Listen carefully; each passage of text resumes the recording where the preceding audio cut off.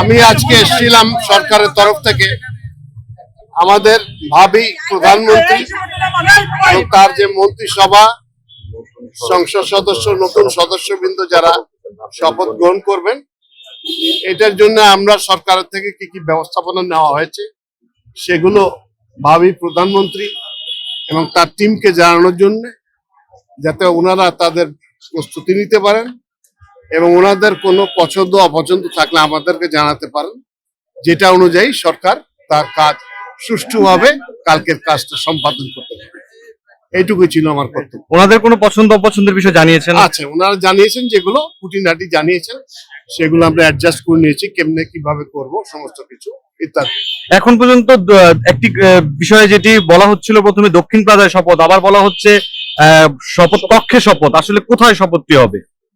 শপথ কক্ষে শপথ হবে শুধুমাত্র সংসদ সদস্য মহোদয়দের, আর মন্ত্রিসভার শপথটা বাইরে হবে।